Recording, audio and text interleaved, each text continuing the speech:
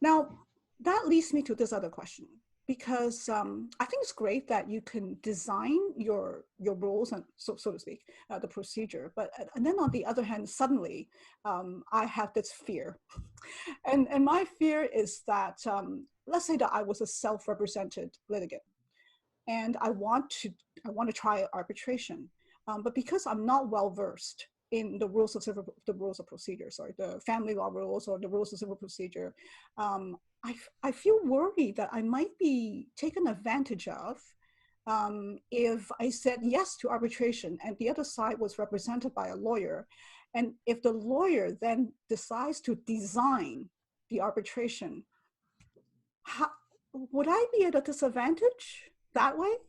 Well, in arbitration, everybody has an equal say, right?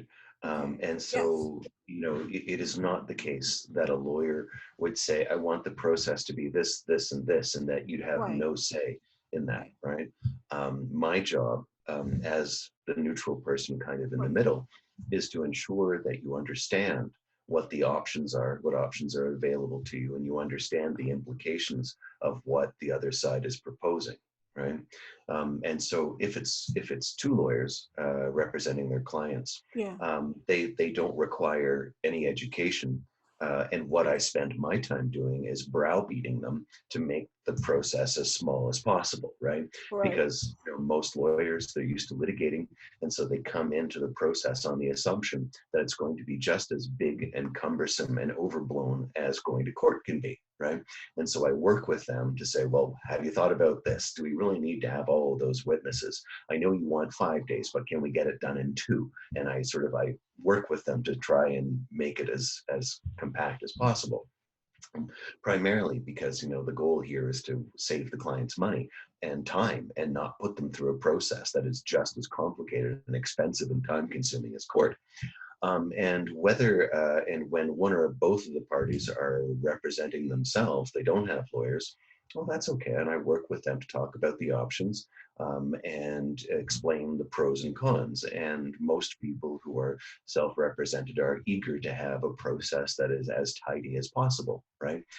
But having said that, there really is no way for me to completely compensate for the different traits and skills that different individuals have so that they're perfectly on a level playing field. I mean, if the parties were perfectly equally well equipped in terms of their background, their education, their inclinations, their talents, their strengths, that would be one thing. But it's been my experience that inevitably one person is far more organized than the other person. One person has a much better grasp of financial matters than the other person does. And so all I can do is help them try to be on the same page, and help them try to understand as well as I can the pros and cons of different kinds of processes.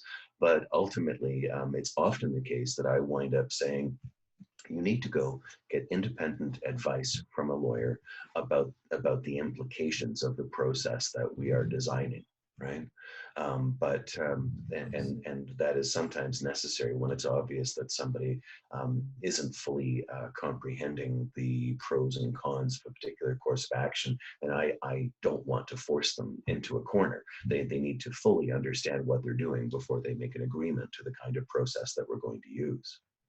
Now, in court, Mhm. court procedure is very rigid, full of rules and full of deadlines and so on. And also, as of course, because we're brought up in law school, we are really super immersed in legal argument, case law, legislation. Mhm. Now, in an arbitration, do the parties must they give their positions in terms of legal arguments, or can you just have two parties come in and you're the arbitrator and neither of them are represented and they just want to say their piece, but they want to say it in a way that's based on common sense, based on whatever, moral arguments. Okay, so there's two aspects to your question. One has to do with designing a special process, Yeah. and the other one has to do with the basis upon which an arbitrator makes a decision. Okay, Yes. so let me start with that one first, because it's going to blow your mind. Okay. Okay. Okay. In arbitration, you can choose how the yardstick that the arbitrator will use to make a decision. You could be in Ontario, for example, but ask that the arbitrator apply the law of Alberta to make a decision because that's where you're from. You could be in Ontario and ask the arbitrator to apply the law of Kenya if there's a reason for doing that. But you can also say, I don't want the lawyer to apply civil law at all. I would like the lawyer to apply religious law, like Sharia law if you're a Muslim, Jewish law, for example. Or you could even say, I want the arbitrator to decide based on equity or grounds of conscience and fairness, right? And so that's the first thing, right? Is that when you're in court, you have no choice. The judge will apply the law of the jurisdiction in which the court proceeding is occurring, and you've got no other choice. That's how it's going to be decided. You have to look at the Children's Law Reform Act. You've got to look at the Divorce Act, the Family Property Act, and you have no choice. It's got to be that way and no other way, right? Which is why traditionally, when you're going through the Bet Din, if you're Jewish, it's a rabbinical tribunal that's making the decision. Well, it doesn't have to be a rabbinical tribunal as long as you have somebody else who's equally well versed in Jewish law or Islamic law. Or you could say, I don't want that at all. Just make a decision based on what you think is fair. Right? Why not? You can certainly do that. So that's the first thing. The second thing about building process is that the arbitrator can work with the individuals to help them express their case however they want.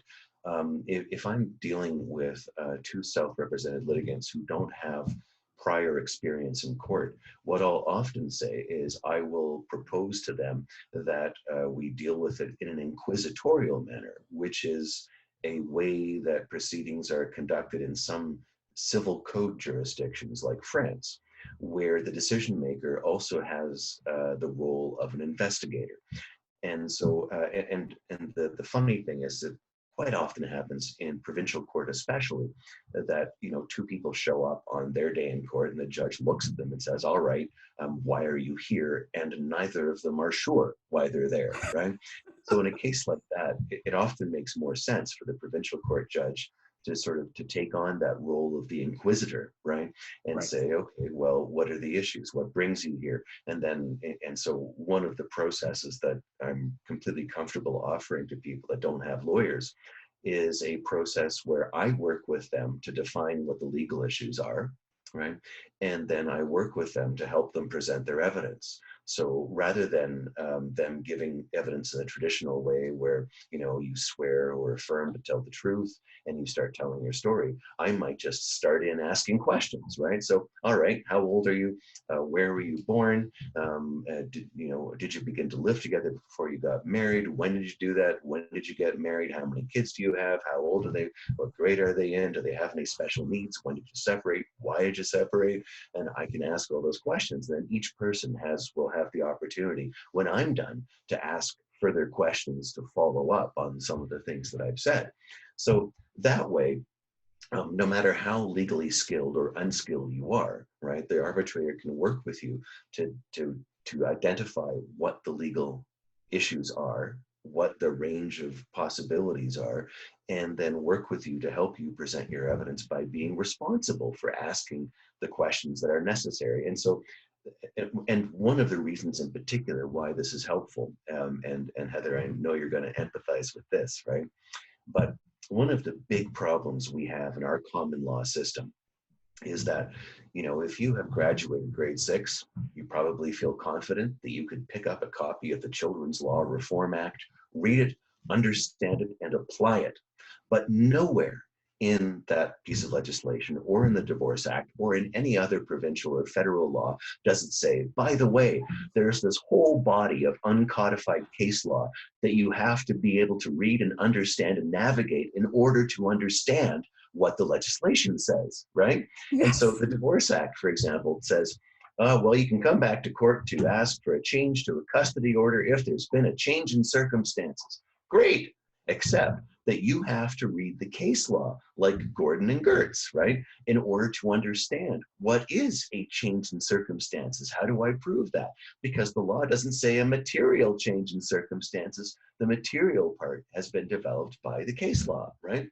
And so when I ask the questions as an inquisitor, I'm aware as a lawyer what the legal tests are, including the stuff that's not written in the legislation, so I can make sure that I've asked you all the questions I need to ask to deal with the different parts of the test that otherwise you might have no idea about, right?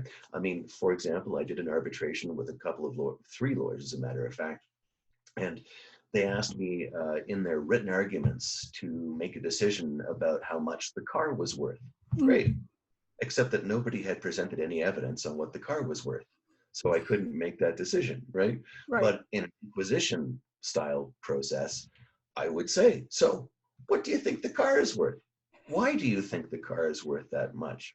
You know, things like that. So I can help pull out the evidence that is necessary for somebody who doesn't have a lawyer in order to fully express their case. And I can make sure, at least as much as I can, that we have all the information that I need in order to be able to apply any applicable legal tests. I was also advised that when you go to arbitration, you should be represented by a lawyer, or both sides should be represented by a lawyer. But now, the way you describe it, I see it very adaptable to parties who are self-represented. Like, A lot of this depends on the arbitrator that you go to, right? Right. Some arbitrators think of their role as being just like a judge, with that same kind of air of removal, right? And the same obligation to provide a court-like process. I don't think of it that way because for me and my approach, I am just captivated by the flexibility of the process and its adaptability. And I see arbitration as a key to accessible justice in cases where the individuals involved are unable to resolve a dispute on their own, right? Yeah.